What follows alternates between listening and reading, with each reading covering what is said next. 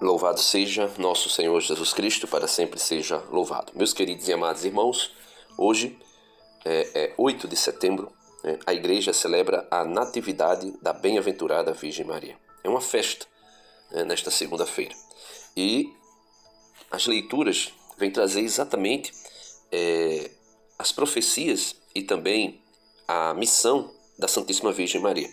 Na primeira leitura de hoje, que é tirada de Miqueias, capítulo 5, do 1 ao 4a, diz o seguinte: Assim diz o Senhor, tu, Belém de Efratá, pequenina entre os 1000 povoados de Judá, de ti há de sair aquele que dominará em Israel.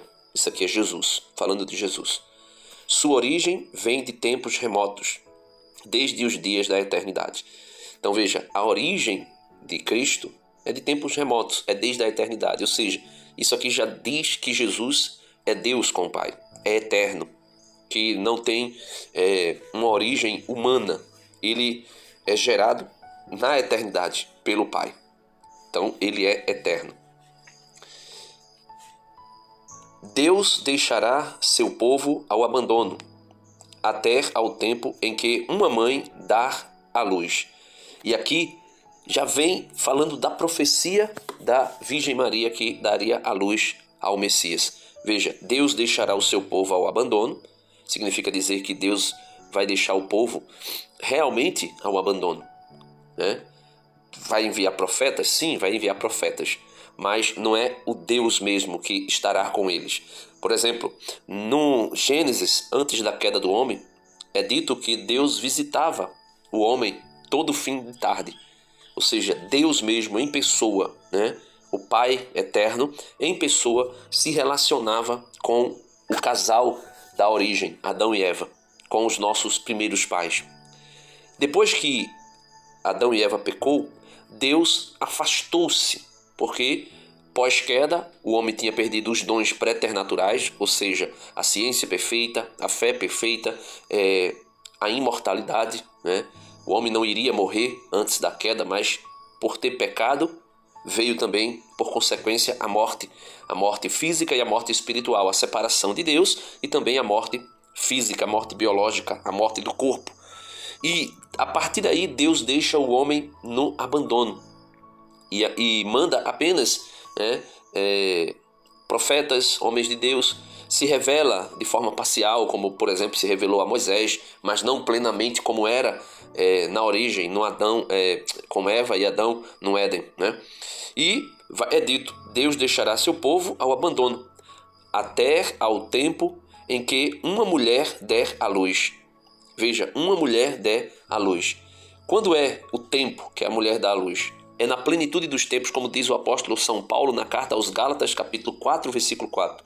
Na plenitude dos tempos, Deus enviou o seu filho, nascido de uma mulher, nascido sob a lei, né? E o resto de seus irmãos se voltará para os filhos de Israel, ou seja, o resto do povo de Deus. Segundo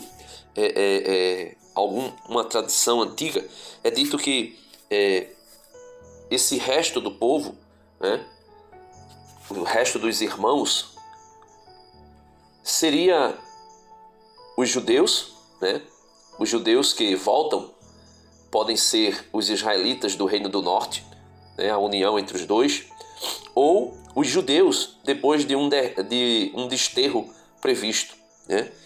Então, ou a união do povo, né? Porque São Paulo vai dizer na carta aos Gálatas que de dois povos Deus fez um só. E aí ele fala de uma maneira mais extraordinária ainda, né? Não haverá mais gentio, nem judeu, nem escravo, nem livre, nem homem, nem mulher, mas todos serão um só em Cristo.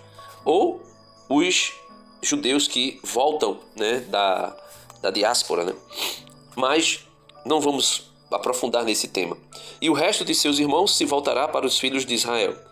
Ele não recuará, aqui já está falando de Jesus, apacentará com a força do Senhor e com a majestade do nome do Senhor, seu Deus.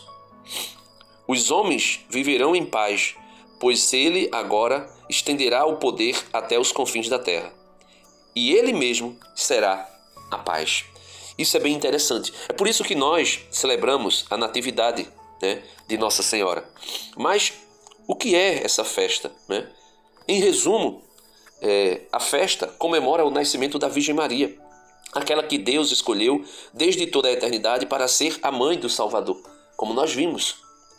Não se trata apenas de recordar um aniversário, mas de celebrar a vinda ao mundo daquela que trouxe consigo a esperança da salvação, pois em Maria já começa a realizar-se o plano de Deus.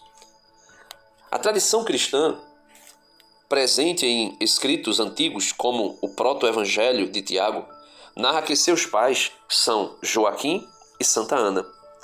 Receberam de Deus a graça de conceber Maria, já destinada a ser cheia da graça. Então, é dito, né, a tradição diz que eles eram estéril, né, e não podia gerar filhos.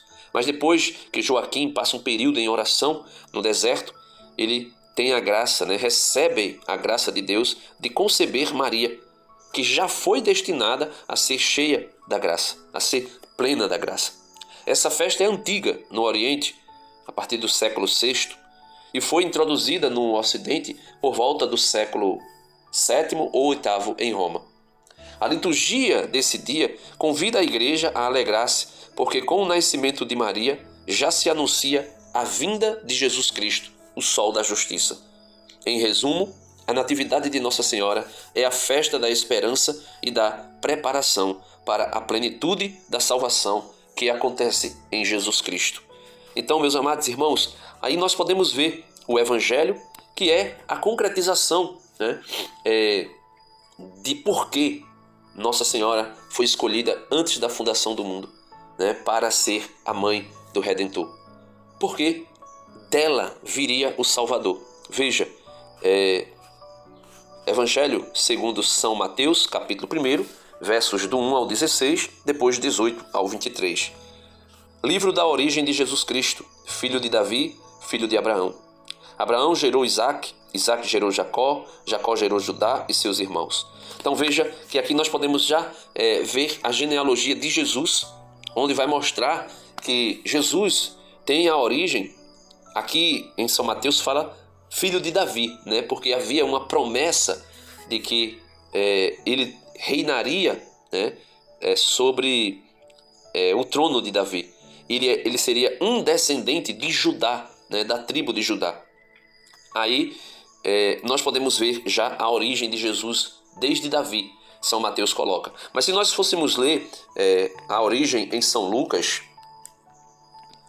eu não vou ler todo, mas em Lucas capítulo 3, verso 23 até o 38, não irei ler todo porque é uma imensidão de nomes, mas do versículo 35 diz assim: filho de Seruque, o de Ragal, o de Falege, o de Eber, o de Salá, o de Cainã, o de Afraxade, o de Sem, o de Noé, o de Lameque, o de Matusalém, o de Enoque, o de Jared, o de Malalael, o de Cainã, o de Enos, o de Sete, o de Adão e o de Deus. Vai dizendo que ele é filho.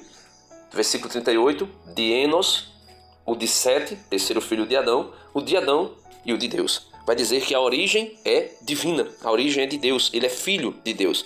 Aqui em São Mateus vai dizer logo no início, livro da origem de Jesus Cristo, filho de Davi, filho de Abraão. Abraão gerou Isaque, Isaque gerou Jacó, Jacó gerou Judá e seus irmãos, né? Judá gerou Farés e Zará, cuja mãe era Tamar.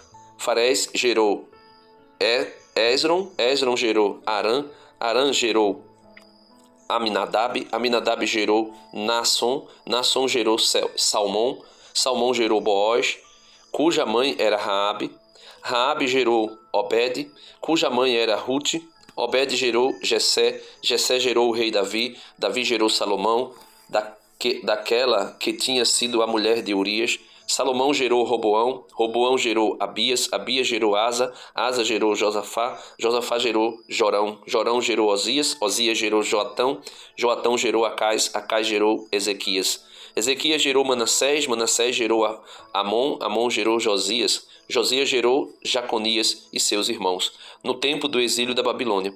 Depois do exílio da Babilônia, Jeconias gerou Salatiel, Salatiel gerou Zorobabel, Zorobabel gerou Abiúde, Abiúde gerou Eliaquim, Eliaquim gerou Azor, Azor gerou Sadoc, Sadoc gerou Aquim, Aquim gerou Eliúde, Eliúde gerou Eleazar, Eleazar gerou Matã, Matã gerou Jacó, Jacó gerou José, o esposo de Maria, da qual nasceu Jesus, que é chamado o Cristo.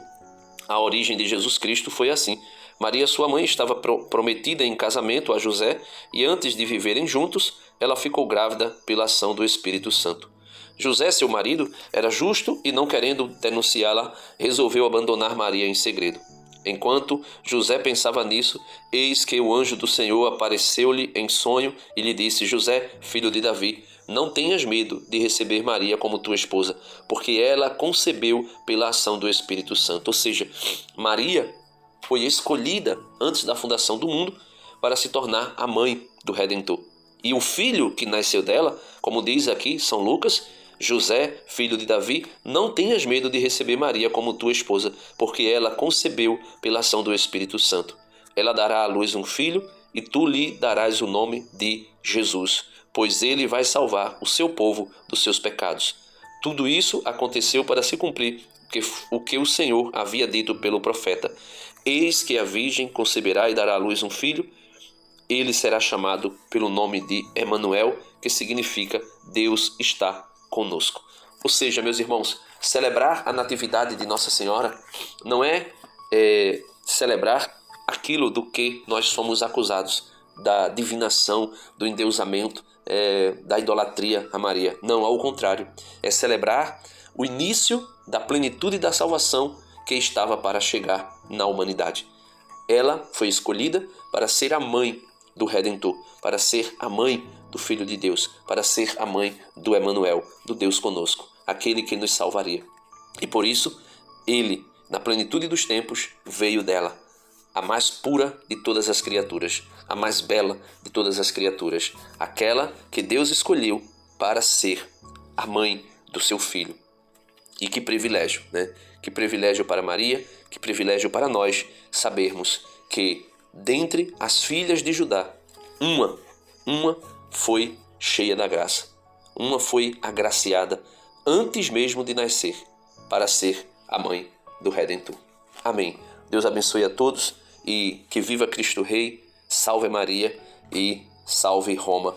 Não se esquece, dá uma curtida no vídeo, se inscreve no canal se você não é inscrito, compartilha esse conteúdo e deixa aí teu comentário o que é que você acha da natividade de Nossa Senhora, dessa festa que nós celebramos hoje. Amém.